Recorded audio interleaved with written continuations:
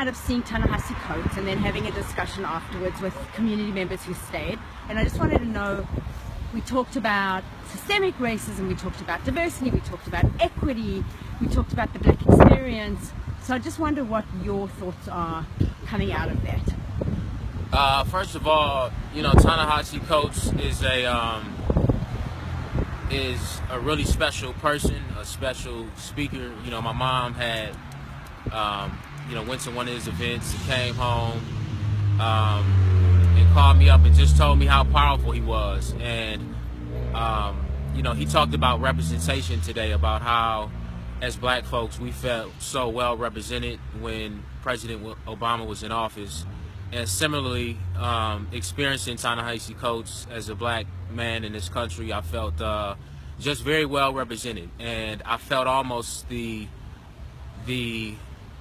desire afterwards to want to protect him. And I know my mom shared similar things with me. It's almost like you want to say, look, brother, if you ever need security or just anybody to make sure that we preserve you and your gift and your anointment and everything that you that you're contributing to our society, just let me know and I'm there. That's kind of the most raw feeling that I have right now. But afterwards, we opened it up, and for a discussion after Ta-Nehisi Coates left and most of the audience left, there was a discussion that was opened up. And what I really wanted to say to the group, I didn't have a chance to say, is that I really feel like in order to truly start to address some of these systemic issues and Ta-Nehisi Coates kind of mentioned it, is that we really have to realize that there was a plundering that happened. There was a loss of resources. There was a loss of capital. There was a loss of equity that happened in black communities. And as he said, we don't need shrinks. We don't need therapy. We need resources. We need the money that was taken from us back. We need the resources that was taken from us back. We need the equity that was taken from us back. And I think everybody, what we can do is we have to be very careful when money is organized to help. And I'm speaking from a black experience, but this really pertains to any marginalized group. But when money is organized to help black folks, we have to be mindful of who the leaders of that money are, who are the governors of that money, because oftentimes what happens is white folks pay white folks to help black folks. White folks pay white folks to empower black folks, to help black folks, and to help solve an issue that is so personal to our community. And so why wouldn't you want a leader from that community, somebody who's immersed and has been immersed in that experience, to lead in that effort? And we have to stop that. Pots of money that are for black folks should not be governed by white folks. They should be governed and led by black folks. And it happens all the time in this community. Well-meaning white folks, don't get me wrong, who want to help, who want to do well. Places like WowU and other organizations, WowU right now is thinking about who their executive director was going to be. And I would ask them, again, this is a critical moment that you're in your organization. Think about your leadership, because black folks do not need someone to dictate for them how to liberate themselves and how to help our communities. We don't need white folks for that. We need allies, we need support, we need contributions, but we don't need their leadership. We have our own leadership. We have our own researchers. We have our own academics. We've already solved our own problems before. We have a history of that.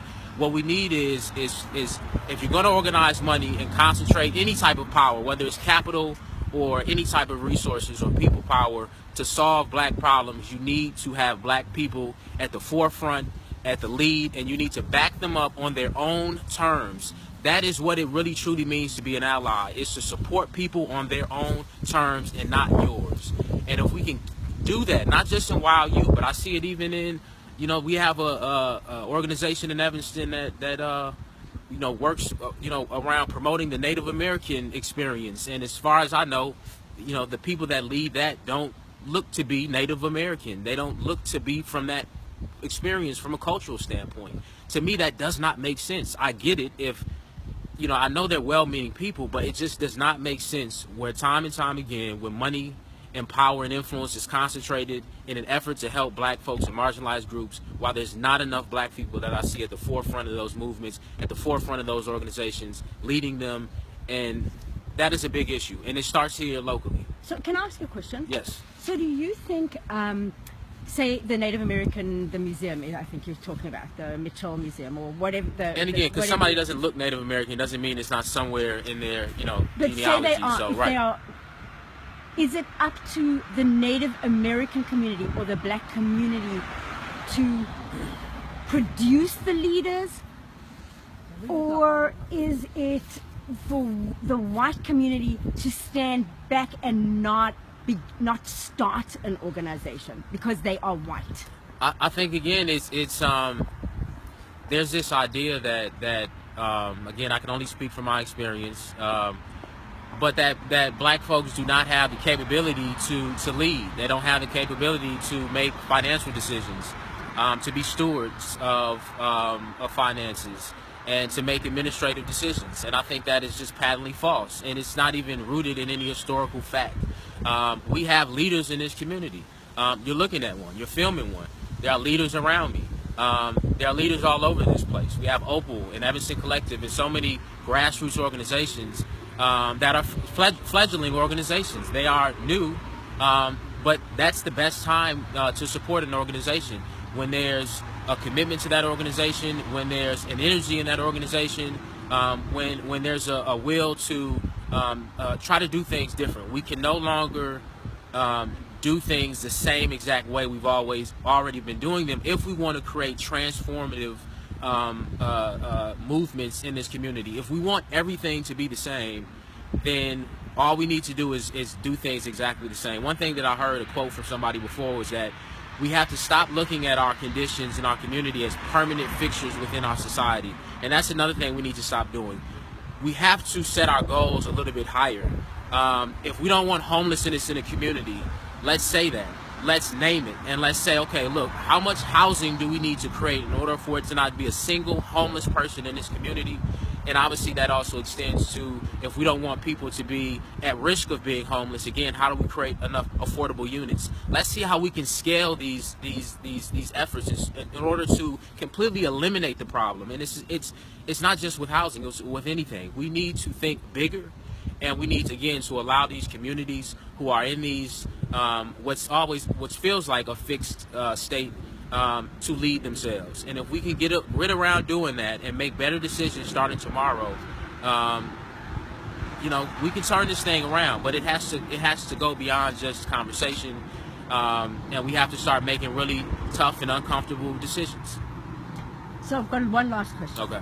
If you're a white woman, say it was me, and I had this idea that I was gonna, start an organization to help young black kids, right, or prevent gun violence, for example. Is it not would you say, don't do it? It is not for you to do. Wait for an African American person to do it? How does that It's not even work? wait. I just think partner with an African American person. They're here. They're available. And if you don't know how to access the community or to identify people, ask a black person. They will be able to recommend very talented and capable people to partner with you in that particular opportunity. Thank you, Bobby. All right.